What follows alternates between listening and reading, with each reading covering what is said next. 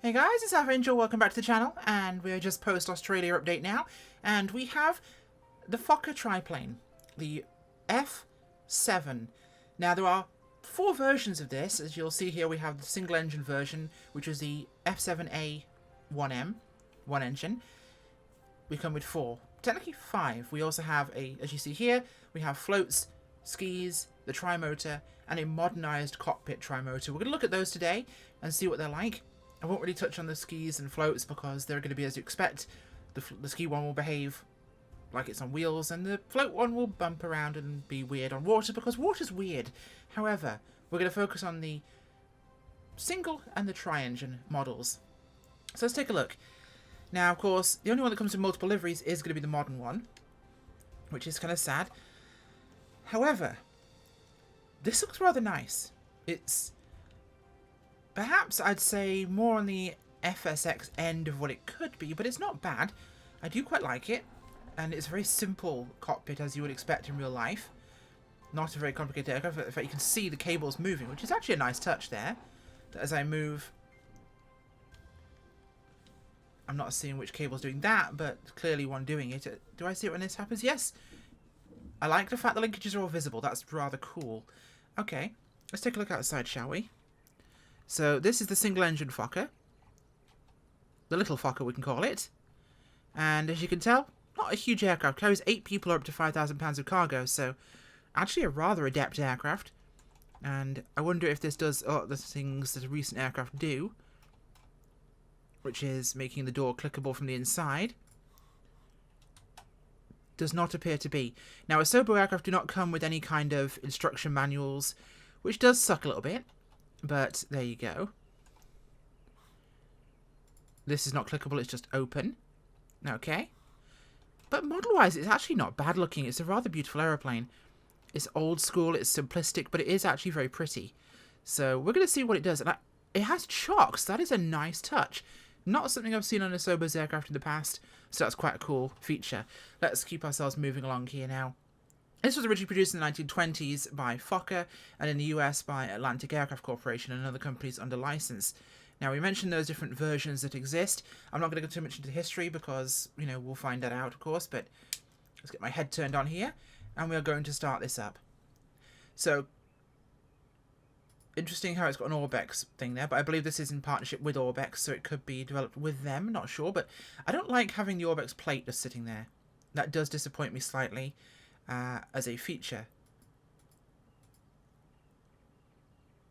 That's a fuel valve. Okay, so that's on. Let's put that stuff on.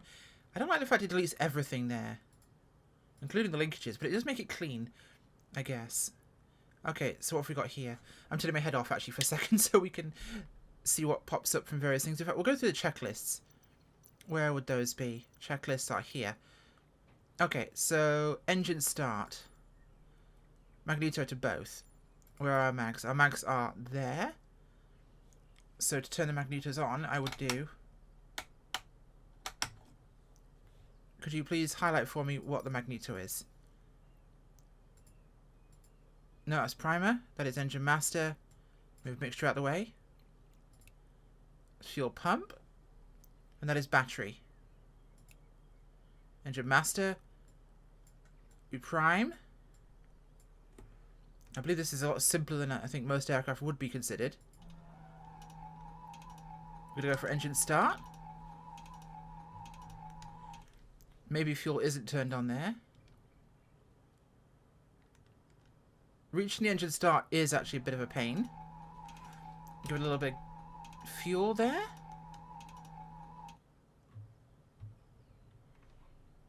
Not enough, apparently. Oh, these are our magnetos. Turns out those do need to be on, it appears, before you start the engine. Let's try that again. And we get a good engine start. Okay. So our sounds, by default, are a little bit rough sounding, but it's not a very high capacity engine. You do tend to get that flap, flap, flap, flap, flapping sound from a lot of these smaller capacity, old school air-cooled radials. Let's go outside here and listen to this as we... Now we're getting decent sound fanning around it, but let's see what it would look like when we throttle up.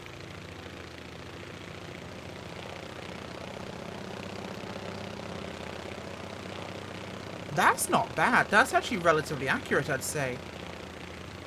Having heard some of these aircraft like this, that isn't inaccurate. So let's get ourselves out to the runway here and get ourselves ready to take off. So we'll turn my head back on and we'll taxi out. Now, differential braking is basically all you've got with this because, although I don't think we actually have braking on this aircraft, I think it's just the sim that lets you differentially brake. Let's turn our yokes back on, actually. I like seeing those. This is some of the Dawn of Aviation stuff that I really find enthralling because it's such a visceral experience. You're dealing with an aircraft that really is a piece of history. You know, this is back before we had all the luxuries like toe brakes, differential braking, and tail wheels, for example. This has a skid at the back. And this is what yokes used to be. Now, of course, we've got a few of the little sim assistances, like this sort of aircraft would not taxi down taxiways to a metalled runway in its original configuration. These things would take off on grass fields, so it would be line up with the wind and go in those cases. Right, let's try and get ourselves turned around here. The little kind of givens it actually does give you, like at least having differential braking is quite nice, because until you have rudder authority you're not going to get any kind of power to do that. Let's go to full power here. This is us at full power. It's not a very loud or maybe that is actually... Hello. A little bit of slap, but not too bad. Drifting slightly. This is my first time in the aircraft. And you are really pulling this thing off the runway. It is not big or clever. And... oh boy, does she not want to climb. Yeah. This is us clambering off the runway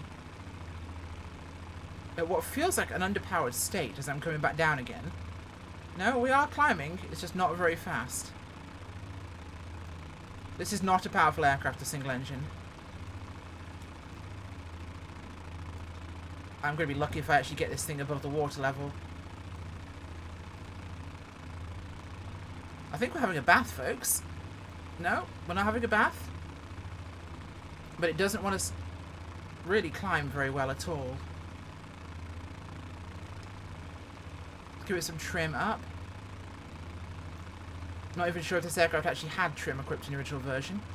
I believe it would predate that sort of functionality. In fact, I'm getting no response on the trim, so you don't have trim. You have the yoke in your hands. And we're not climbing very well at all.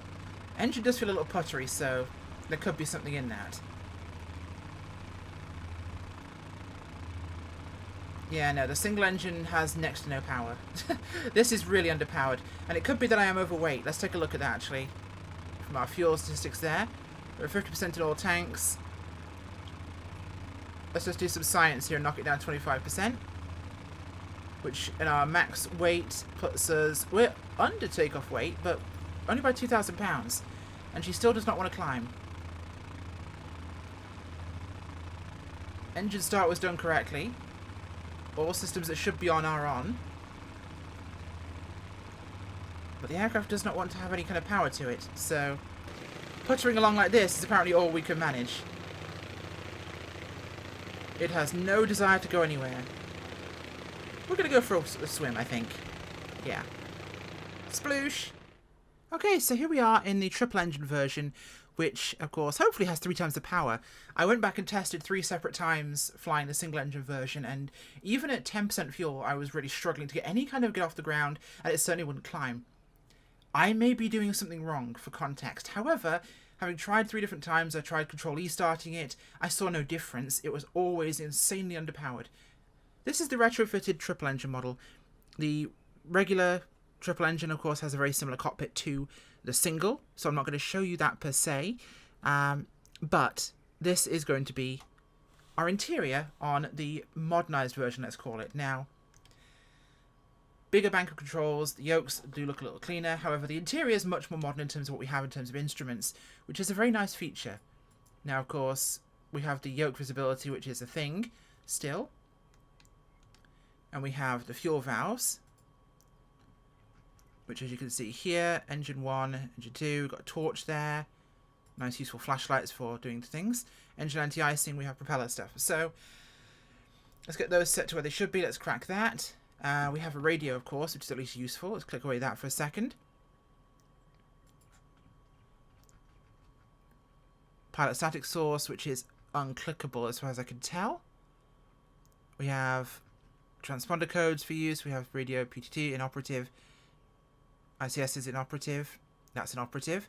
So I'm noticing a lot of inoperatives going on here. But at least we appear to have tow brakes now, which is going to be an improvement, a dramatic improvement for ground handling, because it's a bit of a pig.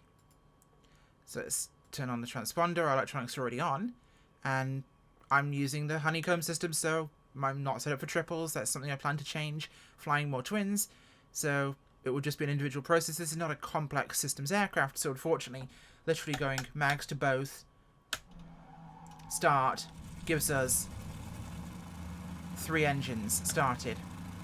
Now, obviously, we have no functioning side windows in this aircraft, which is slightly disappointing. The effects are quite nice, though, seeing the heat shimmer off the engines, especially with them being so visible.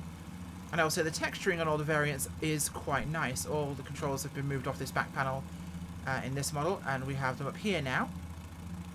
So we have our fuses that don't do anything. We have lights up here, alternator, and we have battery masters. A lot of inoperatives, basically doing nothing. We've got the usual buttons. We've got ferry tank pump power, which does nothing. Our mags are up here, along with the engine masters and primer, etc. Fuel pumps, all there. Otherwise, lots and lots of inoperative. So, it's a skin-deep aircraft. It's about as deep as I'd say the default aircraft are in the sim. Now, going outside here, we still have that puttery low-powered engine sound. If we go to full throttle... Ooh, it's going to lift its tail. No, don't tip over. Please don't tip over. Don't do that while standing still. It will tip over. Okay, there we go. Fix that for a second. So, plenty of power in this model. Let's take the brakes off. And let's take her out to the runway. And see how she behaves. So, typical views, normal. Slow this down a little bit. And I need to just quickly check something I hadn't looked for in the previous version, which is that we are in fact operating on a tail wheel here, so I will suspect we have got some amount of steering with this aircraft. Nope, we have no steering, it's free castering. However, being a tail wheel, it will caster a lot better. Give us the ability to turn a little bit more. Not much more, it's still very much a piggy aeroplane. And I'm not a massive fan of the prop discs, to be brutally honest with this. They look a little cartoony, but I'll see what they're like up at higher RPM. All your steering really is done with toe brakes here, so if you don't have differential braking, you will struggle with this. Okay, we're lined up here. Gonna gently apply power. I'm very aware of what we had with the previous model. Tail comes up, hold the nose, and she flies off the runway almost like a helicopter, so we have Junkers syndrome going on here. Although we're doing about 60 miles an hour, and it's got a huge wing. I'm not sure if this feels realistic. I want to say, compared to the other model, this is ridiculous. This thing just takes off like a machine, and the flight model to me is a little bit concerning there, because we have one engine version which feels like they just slapped one engine in, took out two, and it's extremely underpowered, and the 3 is extremely overpowered. Why have I not done that? I should just turn my head back on and I can look around like a normal human being. So, visibility is reasonable, really, for what you've got here. I wouldn't say it's stellar, but it's not terrible. And aerial handling is not awful. It's big, it's bulky, it's got 3 engines. Can't say I'm a huge fan, to be honest. I tested about 4 times in a single engine, and I never got a better flight performance than I saw there. It struggled to get airborne. Now, this one seems to leap into the air. Interesting there. Now, I wasn't expecting an aircraft that's incredibly complex in terms of systems from one of these World Update famous aircraft. They're going to be a nice thing to fly around in the region. Now, Southern Cross Fokker Trimotor, pretty lovely to fly around. And this is, of course, a modernised version that will be flying today, doing tourist flights. I know there are some still around. But it feels more skin deep than usual Now, I'm not asking for things like GPS, I'm not asking for systems complexity, but what at first sounded like a fairly realistic low RPM, the slapping prop sound of these lower power engines, I am not an expert to be able to say. It could be accurate to this aircraft with it being this low power, but what I definitely think isn't accurate is its performance, because this just jumped off the runway compared to the single engine one struggling. Unfortunately, Junkers had similar issues of being very, very quick to get in the air, and this appears to do the same. Now, that wing is not tiny. Look at the chord on that thing, and look at the size of it. That is a lot of wing. So, in theory, this could be accurate, and the single engine could just be incredibly disappointing, but those discs look awful. Not a fan of that at all. That is incredible. This looks... Oh, God. The alpha's bad on them, because you can see things clipping through from behind. This kind of looks a little FSX-y, not going to lie. I mean, if you absolutely want to have a triplane, and you don't mind it looking a little bit FSX, then this might be your girl. But I'd say this looks like a... I don't like to rubbish things, because to me it's a... It's always a lot of work that's going into aircraft developed by groups. But I'm struggling to find positives, is more the way I'd like to look at this one. It's clean, it's tidy, the flight doesn't feel 100%.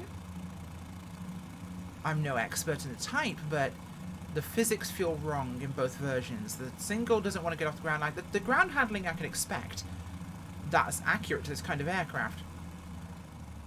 The power of the single engine feels atrocious. It just didn't ever want to climb, ever. And the performance of the triple feels too much. Where are we at? There we are. Little bit off center here, so let's give it a bit of rudder and bring around. Seeing some weirdnesses up there as the light moves across it, the shadowing, or you can see a seam in the polygons. That's not particularly great. The whole thing does remind me of upgraded FSX to an extent, which is disappointing because art-wise it's beautiful. Apart from that bit there where you can see the gradation. Actually, wow, you can really see the gradation there in textures because the compression was done wrong. You see that stepping, that banding? That is what happens when texture compression goes brr. And in fact, I'm seeing a lot of compression over this whole aircraft. It's been heavily optimized beyond what I think it could have been. So, a little bit crabbed here. We'll let the nose swing around as we get a little bit closer. I'm going to bring the speed down. We're at 80 now. Is she going to float like crazy as I expect? This prop is killing me. Look at the bit where it's chopped off there as well. Like, this prop is not nice. That is horrible. I really don't like saying bad things. A little bit of power. Bring her down here, and we should be able to pop her on the runway. There's no point me looking at the float and the ski versions, because they'll be the same, won't they? It's a wobbly flight, that's for sure. And it doesn't seem to want to punish me at all. Like, landing on the wheels there rather than on the 3-point. And controlling this thing when the nose is very, very high. And without any kind of authority of the tail, it's going to seesaw a little bit. Without any tail wheel control. You have to be very gentle on the brakes, because this thing wants to nose over super easily. Get it stopped there. I normally taxi the aircraft back to the to the hangar, but I'm going to shut down here on the runway at Orcas Island. In fact, I'm going to probably let it just roll to a stop because I'm terrified of pressing the brakes here. Now, what do I think of this thing? Feels unfinished. This is a quick first look, but it's £12, probably about $15 in the marketplace. And it feels rushed. Very rushed. I was way more forgiving of the Junkers because I thought it had potential. It at least remotely felt right. This is a super niche aircraft, and it is super weird in its behaviour. Not sure, again, how accurate it is, but it feels off. The single engine has no power, this one has too much, and it glides like a monster. That could be accurate. It is super floaty. It does not want to land. And with a wing that size, I'm not shocked. And maybe the triple engine is a solution to the whole inability to get off the ground or climb with any kind of weight in it issue, but we'll see. Either way, this is the Fokker 7 that comes with World Update 7, 8, and you can buy it on the marketplace for £12 or $15. Am I going to recommend this one? I'm actually going to say this is probably a skip for me. Thanks for watching, guys. Bye!